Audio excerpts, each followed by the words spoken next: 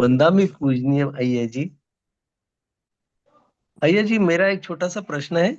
मतलब एक सार रूप में, संक्षिप्त रूप में मैं चाहता हूँ कि मिल जाए उसका जवाब। एक ट्रिक चाहता हूँ आपसे कि जैसे हम लोग अब धर्म मार्ग पर चलना शुरू कर दिए हैं, अच्छे से कर रहे हैं, उपनिषद भी रख रहे हैं, शील पालन कर रहे हैं, शांत मन और दोनों टाइम ध्यान कर रहे हैं।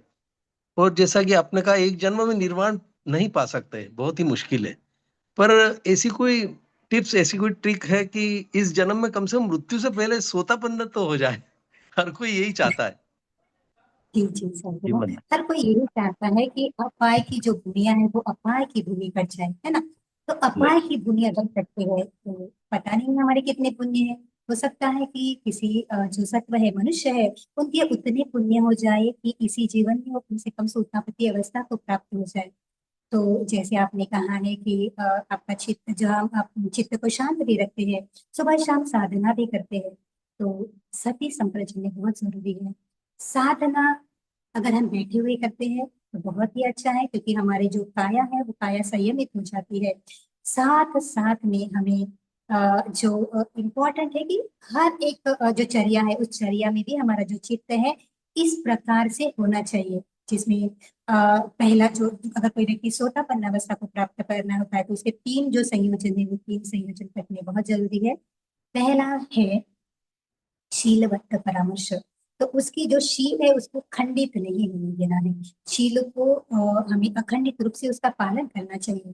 शीलों को इतना खींचना भी नहीं है कि बस मैं ऐसा करूंगा तो फिर मुझे निब्बान प्राप्त हो जाएगा। जैसे भगवान ने बताया गया है उसी प्रकार से शीलों का पालन करना पड़ेगा, उसको अखंडित रूप से पालन करना है। तो शीलवत्त परामर्श करना है। साथ साथ में जो है सक्काय दिट्ठी है ना, सक्काय दिट्ठी का नष्ट होना बहुत बहुत जरूरी है। तो जिस व्यक्ति की सक्काय दृष्टि नष्ट हो जाती है, चाहे वो बैठे हुए हैं, चाहे खड़े हुए हैं, चाहे कोई भी कार्य करते हैं, उसकी जो सक्काय दृष्टि यानी मैं मेरी का भाव है वो काफी हद तक कम हो जाता है। तो इसका उसका जो संयोजन है वो संयोजन नष्ट हो जाता है। तो वो नष्ट करता है तो जो है वो सोतापन्न अवस्था को प्राप्त करता है। तीसरा जो है होता है वो है विचिकित्सा। विचिकित्सा यानी संदेह। तो 8 प्रकार का संदेह जीवन में होता है ना। तो किस प्रकार का संदेह होता है, तो कोई कोई ये बोलते हैं कि बुद्ध है ही नहीं, कोई कोई तो बुद्ध पे भी प्रश्न पूछते हैं गति। फिर धम एक अंगति, कोई कोई धम्म पे प्रश्न पूछो, प्रश्न उनकी शंकाएं होती है।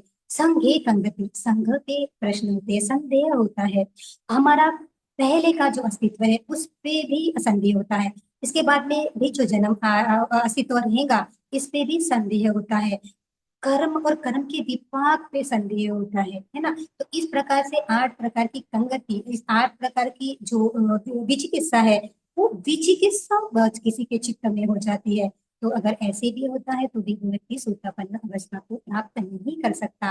तो जो व्यक्ति चाहता है कि मेरे जीवन में मुझे कम से कम सोतापति अवस्था को प्राप्त करे, तो उन्हें अपने जो तीन ये जो संयोजन है उस संयोजन को नष्ट करना, ये तीन बाधाएं है जो हमारे सोतापन्न अवस्था के मार्ग को प्राप्त करने में, फल को प्राप्त करने में आती है। तो उसका भली प्रकार से भगवान ने बताया है, वैसे प्रकार से उसको जांचना, जानना, समझना और अपने जीवन में इस तीन बाधाओं को नष्ट करने का प्रयास करना बहुत जरूरी है। चाहे आप बैठे बैठे हुए हो, चाहे आप खड़े हुए हो, चाहे आप कोई भी कार्य करते रहे हो, अपने चित्त को अपग्रेड करना बहुत जरूरी है, अपने चित्त को जांचना। और भगवान ने मुझे जिस प्रकार से बताया है उस प्रकार से अपने चित्त को डेवलप करना सबसे ज्यादा इम्पोर्टेंट है। जी। क्योंकि बहुत भगवान के बहुत। काल को साधना सुखी। जी जी, बहुत बहुत धन्यवाद। बहुत बहुत साधु। साधु साधु।